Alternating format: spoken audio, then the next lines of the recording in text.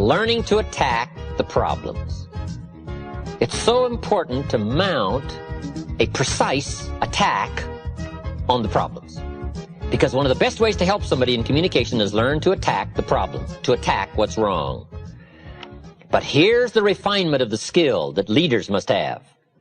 To attack the problem, but not the person. We also express this particular part called attack and confess. One of the best ways to attack something is to confess you've had the problem. Use yourself as example one. Then use some others we call third party. Let me tell you about Mary. If Mary was here, she would confess, but she isn't here, so I'll confess for her. She put it off. She had the problem. And if she was here, she might even try to persuade you with tears. Right? We call that third party. But one of the best is to use party one, called you, to attack the problems. Now, what are some of the things that need to be attacked? Let me just give you some examples. It's a pretty long list, but we'll have to just be sufficiently satisfied with a few, and you can continue these studies on your own. Procrastination. That's a good one, front and center. We've got to attack procrastination because it's so insidious. It eats up such large chunks of your life and leaves you in a small corner. Putting it off. Delaying. Letting it slide. Now, I'm one of the best to attack procrastination because I confess to being one of the all-time great procrastinators. I've done a lot of things, but I've put a lot of things off. Procrastination. I am so good, I could teach it. Procrastination. I can show you how to do it so it don't show. I mean, I'm so good. I'm so good. But I also know the pain of procrastination. I also know the regret that comes from procrastination. I can also show you pieces of my life missing, never to be repaired, because I let it slide. Now see, if we all studied our own lives, and we're trying to help somebody with this insidious disease of procrastination and putting it off, front and center, we use ourselves as best example, because you feel the strongest about your own experiences and your own emotions. Do you think you could help somebody with procrastination? Developing this skill of going back, rehearsing your own life, and coming up with the essence of the emotion and the experience to try to illustrate to somebody how insidious it can become and how devastating it can leave your life and what'll be missing if you let it slide. That's what we call learning to attack the problem. Now, underline the word attack. It's very important to go after the insidious. The great leader of the Christians says, "The things I once hated I now love. The things I once loved I now hate." It's so important to incorporate both love and hate in the same conversation. Now, let me give you the dilemma. This stuff isn't easy. It's so easy to be careless with words and get the wrong reaction. What if you meant to say, "What's troubling you?" and instead you said, "What's wrong with you?" Can you imagine the difference? Just the mistake of one small word means all the difference in the world in the kind of reaction that you get. But here's the dilemma. To attack the problem but not the person. God's got the same dilemma. God says, "I love you, but I hate your sinful ways." Now see, that's a challenge. To show somebody that you love them but you hate. How do you put love and hate in the same sentence? I'm telling you, it is essential to show your contempt for the problem and your concern for the value. These are not easy skills. You don't walk these summits of intellectual thought and word choice and emotional content and precision. You don't learn these overnight. But your commitment to excellence in communications can make all the difference in the world in how your economic and social and personal world works out. And here's part of the challenge. God says, "I love you, but I hate your sinful ways." Now, since me and my sinful ways are bound up so close together, I tend to take that personal. And God has to say, "No, no, no, let me make it clear one more time. I love you, but I hate your sinful ways." See, we've got to make that clear. You got to make it clear to your children. I love you, but I hate what you're doing and what it's doing to you. So you got to learn to put love and hate in the same sentence and to make the insidious as devastating and as ominous as it should be, and make the opportunity as bright as it can be. But we've got to learn to paint by language and by emotions how much we hate the wrong in order to develop the good. And this is some stuff you can't be mild with. See, you can't take the mild approach to the weeds in your garden. You've got to hate weeds bad enough to go kill them. You say, well, I've learned to handle this stuff. This is not stuff you handle. This is stuff you devastate. This is stuff you've got to kill. If something is going after some treasure and some value, you've got to go after it with a high, hateful attempt by word, by language, by emotions, whatever is necessary to get the job done, to illustrate the evil and the possibility of good. Now, these are not easy skills. But if you want to extend your reach, in my opinion, you just have to engage in the confrontation. It's where the values are. Let me give you a good philosophical phrase. All values must be won by contest. All values must be won by contest. And after they've been won, they must be defended. You say, wow, you've put a pretty heavy task on us. That's what life is all about, a pretty heavy challenge. We don't give large trophies for small effort. If you want to win high health, if you want to win high wealth, if you want to extend a long reach in touching people's lives, you got to engage in some of these extra powerful disciplines. And one is to secure the territory by vigor, and the other is to defend it with equal challenge. Attack. Procrastination. Here's another good one. Blame. I engaged in this the big share of my life until I met Mr. Show. I used to blame my negative relatives. I used to blame the government. I used to blame taxes. I used to blame prices. I said, it costs too much. Shoaff said, no, let's cover the real problem. You can't afford it. I thought, wow. I never looked at it like that before. Shoaff said, sir, you must intellectually understand, it's not it that's your problem. It's you that's your problem. It's not out there that's the problem. Out there is like it's been for 6,000 years. You can't cure that. But what you can cure is errors in judgment, errors in attitude, errors in activity, errors in misjudging results. I found that the errors were within. But see, he had to go after me on that point. Here's the next one. Excuses. Wow. We've got a million. I'm too short. I'm too tall. I'm too old. I'm too young. I don't have the money. I don't have the experience. On and on and on with the excuses. Learning to attack. Very important. Now, here's what we call tools of last resort. Here's part of the attack you can use. And if you learn these skills, no telling who you can help. But you must save these for what we call tools of last, underline last resort. These are some things you don't use up front. Here's the first one, a direct attack. You've got to be very careful of a direct attack so that it not be misjudged in severity. Next is scolding. Got to be very careful of scolding. You only use it as a last resort.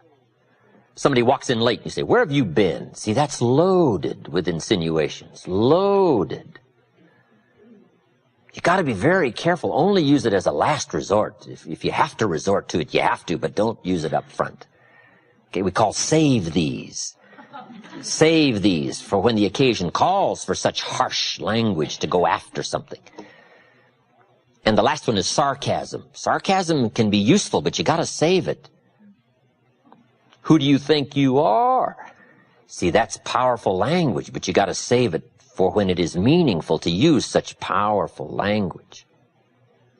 Matters of the heart are delicate. Here's what we teach. Don't operate on the heart with a hatchet. When you use these tools, you got to be very careful to save the value and go after the problem. Now, let me give you the real clue. The more you care, the stronger you can be. People don't mind you using strong language about insidious things. They don't mind you becoming sharp, powerful. As long as you care, and the more you care, the stronger you can be. I don't mind a minister consigning my soul to hellfire for my sinful ways. I don't mind that, as long as he does it with tears and not with joy. But wouldn't we all resist a dry-eyed sermon on hellfire? You can't preach hellfire without your heart breaking. You've got to sob your way through a sermon on hellfire. Or we all would resist a dry-eyed attempt to preach on hellfire. Why? A simple, obvious lack of really caring. And there are some subjects you cannot even deal with unless your heart breaks and unless visibly it shows by the emotional content that you really care. Now you can deal harshly with some powerful, important problems. Tools of last resort. Attacking the problems, but not the person. Just by way of review, we've been covering the major parts in a presentation, whether it's to a child or a business audience or a sales situation. All of us have the opportunity to affect somebody with words. And we talked about making the presentation that comes in 4 parts. Number 1, identification. Learning how to relate to somebody else, which is pretty easy if somebody's like you, pretty difficult if somebody's not like you. There's a difference in color, a difference in religion, a difference in age, a difference in experience, background. It gets a little more complicated, but it can be mastered. And all you have to do is refine these skills to have a longer reach, economically, socially, personally. Deal in subjects that make you real. Tell your story with authority. Next is the logic and reason part. Not too many facts. There's probably about 1,000 facts about an automobile, but you don't need them all to make a decision. About a half a dozen will do. And if you stretch it beyond the half dozen, it's pretty easy to lose your audience. So, brief on logic and reason. Number 3 was learning to attack the problems, but not the person. Number 4, in making the presentation, solution.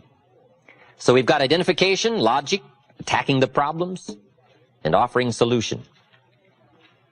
This is what we call solutions. Painting results in advance.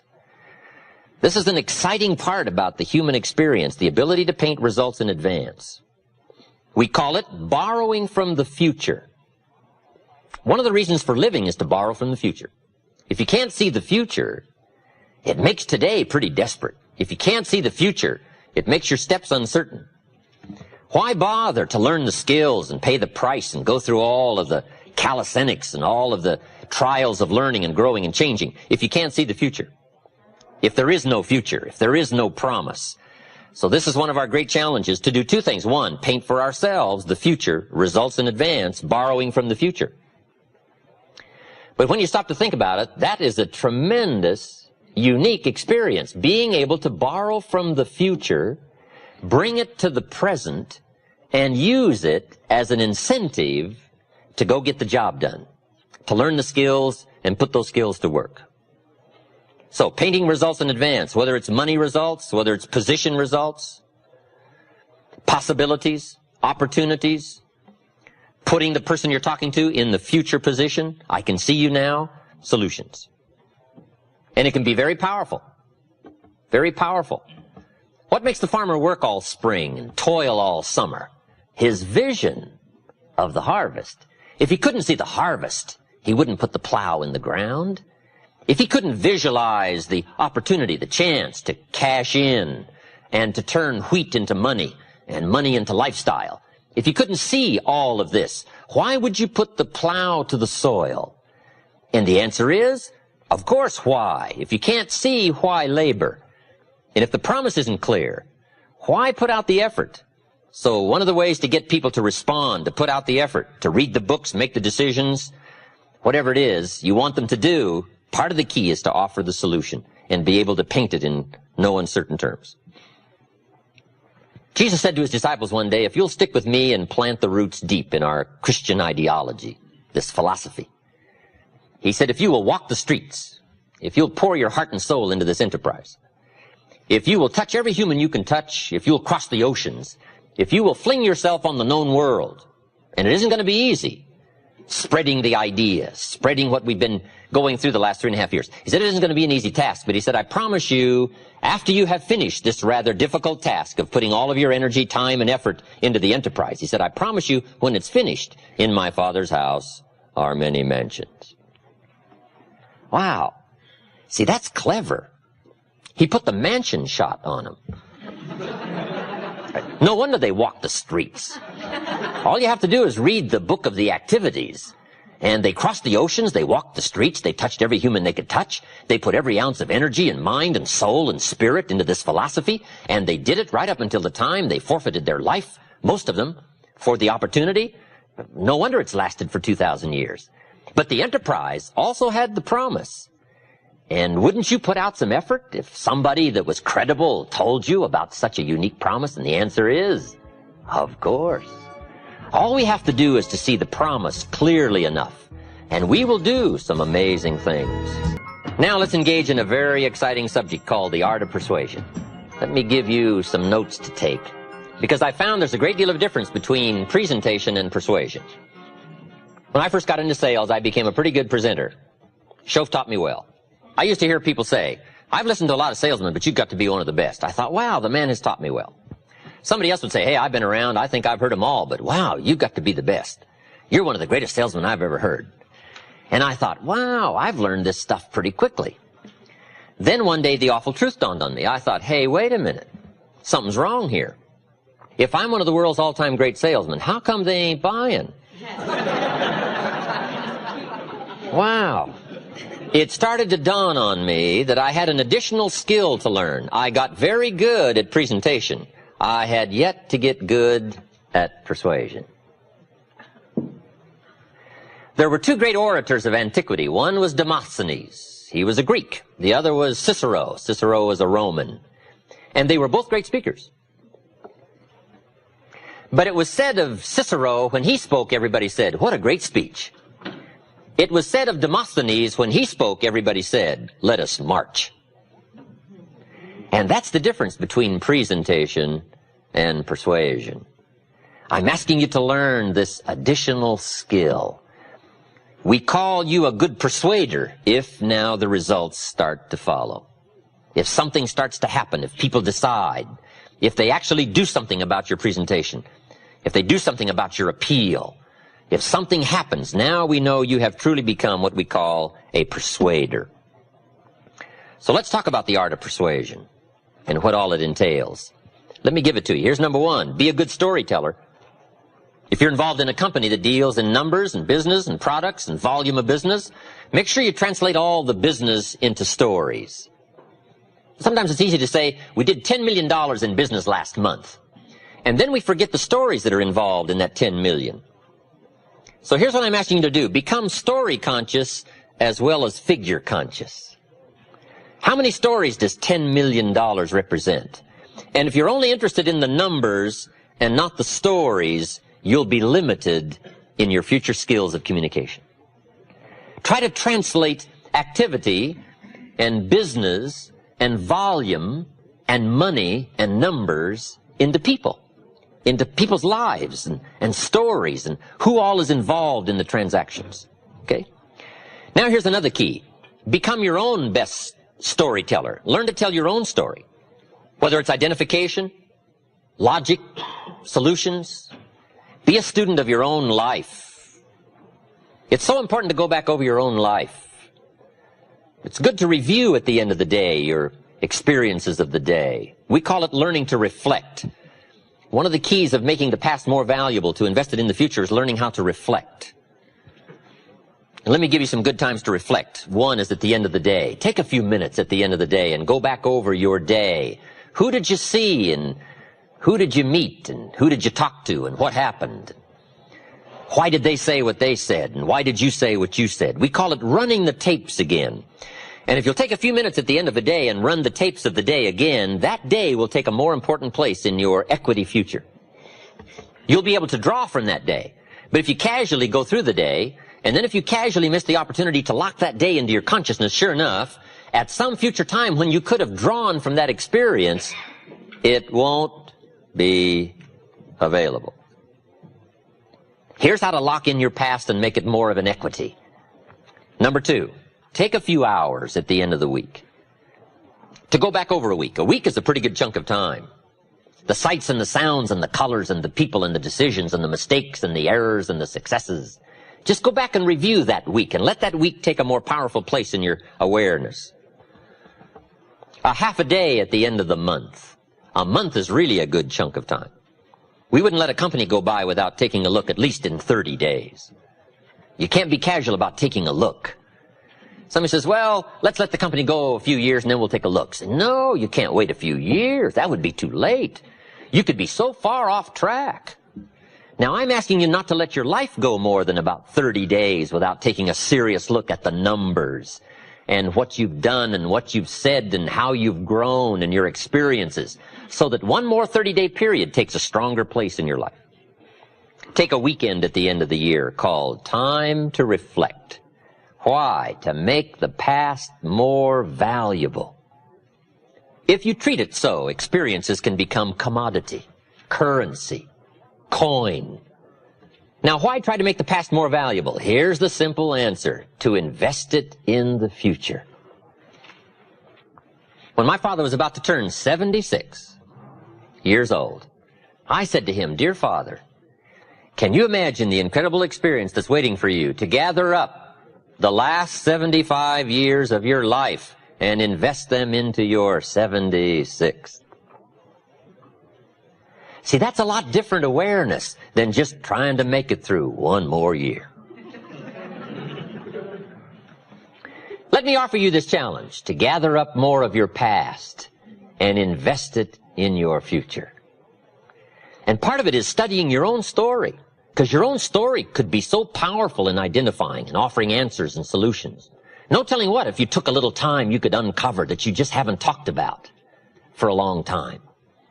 If you were to dig back, no telling what additional stories and experiences you could reawaken, so that when the opportunity came, you could draw from that experience and invest it into that conversation, and no telling who you could touch. And without it, it might be a touch you couldn't make and a reach for which you're too short. Stories, your story, other people's stories. What a great way to illustrate fact and ideas and philosophy is to use the stories of life, because that's the real stuff of life, the stories of life. All right, here's number 2 in the art of persuasion. Accurate facts. Accurate facts.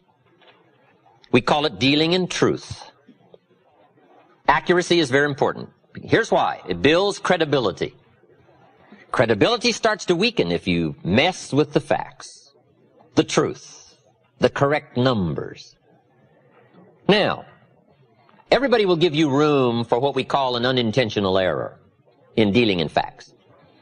Now, see, if my watch says about 7:28, but if you were to ask me what time is it, and I was to say it's 7:30, you would allow me to be a couple of minutes off, right? If I said it was 7:30, but accurately, really, truthfully, it was 7:28, you would give me that error to just quickly say 7:30, right? You would say, you didn't mean to mess up my life, right? By leading me astray with this erroneous information that it was 7:30 when really it was only 7:28. Now, there are times and occasions when you may have to be precise, and it may be a life and death matter, who knows. But in generally speaking, people will give you room for making what we call an unintentional error in stating what we call the truth. But beyond a sort of reasonableness of unintentional error, an area that is what we call in higher circles unacceptable. Some people deal in exaggeration, and it starts to destroy their credibility. If you're giving testimony in a trial, and you're on the witness stand, if they catch you in one lie, guess what they do with the rest of your testimony? They throw it all away. Why? You have destroyed your credibility. The guy says, well, no, I only lied just that one time. Well, how are we going to believe that? All it takes is one to now weaken your whole testimony, right? So here's part of the key in the art of persuasion. Dealing in truth. Dealing in fact. Here's what we call true sophistication. A total absence of exaggeration. Why? It's unnecessary to the sophisticated. Here's what we call exaggeration: the childish attempt to make up for lack of self-worth. If you don't feel adequate, more often than not you tend to deal in exaggerations, to make up in numbers what you may lack in character, or what you lack in substance, or what you lack in confidence. But if you start building character and confidence and precision of thinking and decision making, and you have a sense of growing worth and value, you don't mind dealing in absolute truth and accuracy, because that's what counts. Here's the next key: better understated than overstated. I have a book called Seasons of Life, and it's got my picture in it. And it isn't the best picture. You know, the book came out about 3 years ago. I published it myself. Every once in a while somebody says, "Mr. Rohn, this picture of you in this book, Seasons of Life, is not the greatest picture of you." I said, "I know, that's why it's in there, so that when I show up, I'll look better than the picture." Right, a lot of people use these glamour Hollywood shots, right? And when they show up in person, they look a little used around the edges, right? I'd rather have people surprised on the upside than surprised on the disappointing side. If you're working with people, let me give you one of the greatest clues I've learned. When you're working with people, let them find out it was more than you promised, and let them find out it was easier than you said. Later, you always want people to be surprised that it's more than you promised, and it's easier than you said. Key here: learn to trust the truth. If the truth isn't enough, then all you have to do is become stronger yourself in presenting the truth. All right, number one was stories. Number two, accuracy, facts, telling the truth. Sometimes you never know who's going to be around to check the accuracy of your stories. In one of my sessions on the weekend, in our leadership series, I was talking about a murder trial I attended many, many years ago in Houston, Texas. And I was describing this murder trial and the scene, and the lawyer who turned down the case. Then they hired another lawyer to defend this black man who had killed a bus driver. And I'm going through this whole scene. And somebody told me it was going to be quite a dramatic trial and I should go. And I happened to be in the area, so I went to this murder trial. I was there every day. And the lawyer was so brilliant. This black lawyer from Dallas was so brilliant. I was swept away by his language and his style and his uniqueness. He had the whole courtroom mesmerized. So I'm telling this whole story for some illustration I was using. And then I finished the story and I started moving on, and it was, getting close to having a break in the seminar. And when I finished the story, a lady stood up. I had a class of about 40, 50 people. She stands up. She said, "Mr. Rohn, could I say something?" And I thought we'd been going quite a while, and she just wanted to stand up and leave and excuse herself. And she said, "Could I say something?" And I said, "Well, yes." And she looked a little sort of shaken. I said, "Yes, of course." She turned around to the group and she said, "Ladies and gentlemen, I've just had a unique experience." She said, "This story that Mr. Rohn told you about this murder trial down in Houston, Texas, some 15 years ago. She said, I want you to know the experience I've had in listening to the story has been unique because I was there." She said, the attorney that turned down the case, a pretty famous attorney, she said, he happened to be my boss. I was his legal secretary. I also sat in that courtroom. I want you to know, Mr. Rohn has described to you exactly what happened. And I thought, wow.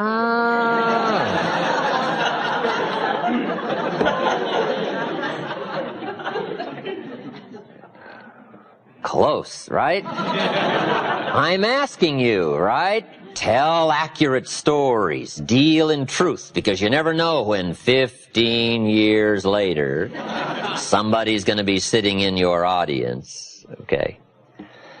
But learn to trust the truth. There's nothing more powerful than the truth.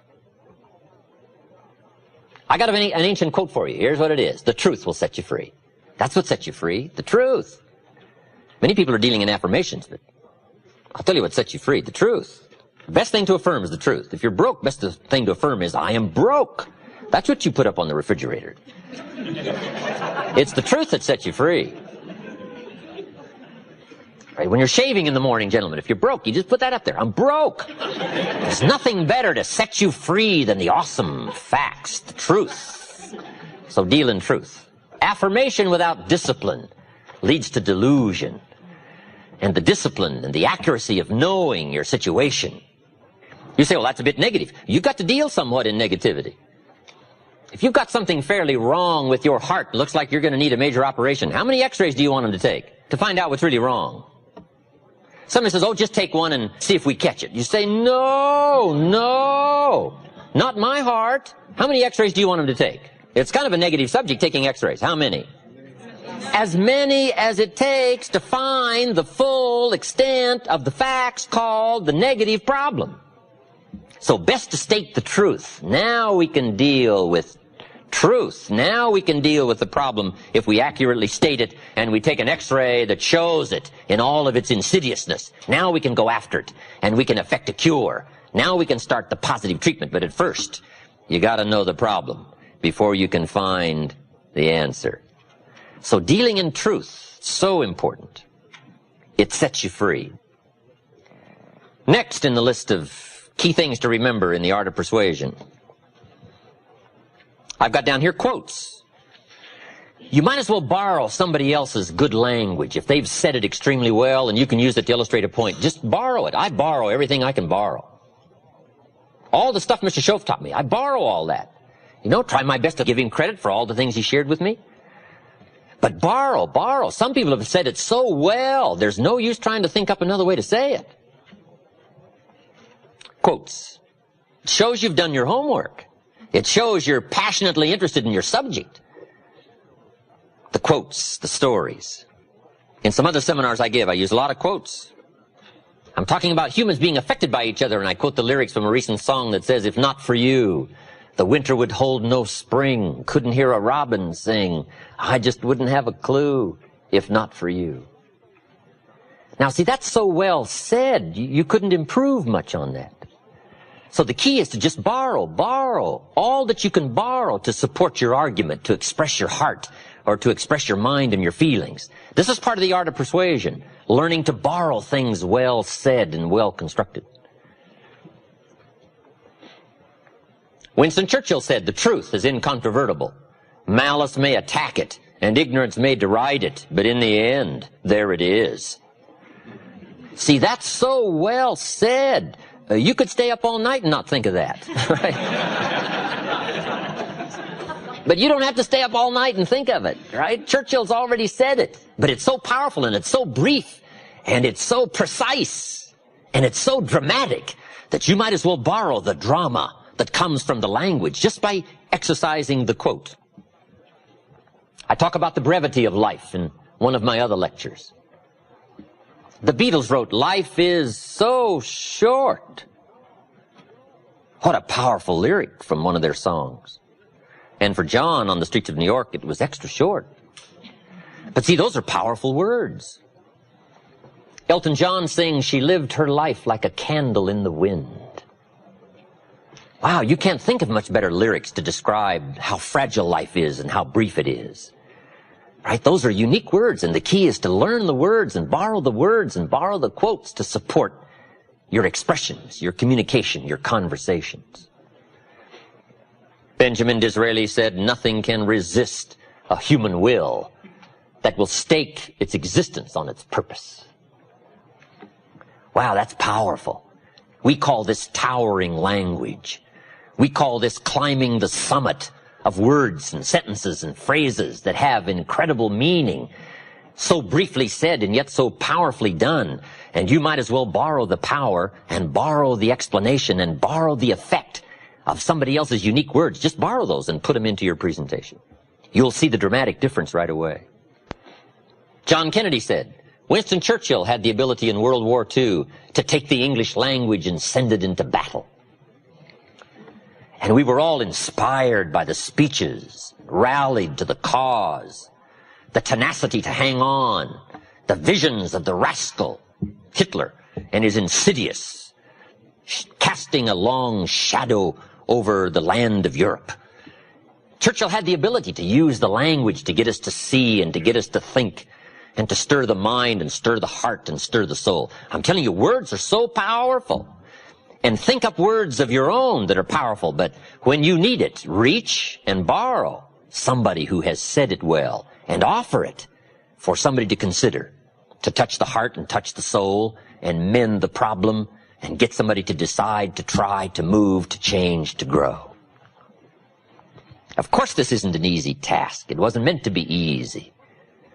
It was meant to be a price, because that's how you appreciate the promise of language, the language that affects the cure, the language that reaches and touches. You've got to go through some of these skills, learn the craft. Now, I've got another word down here you might not have that much use for. It's called oratory. Oratory is a dramatic way of saying something to catch someone's attention, to drive the point home. And you may not have that much use for oratory. I probably use more oratory informally than I do in public. I'm a little more reserved on the platform behind a podium. I get a little more dramatic in person. It's just my style.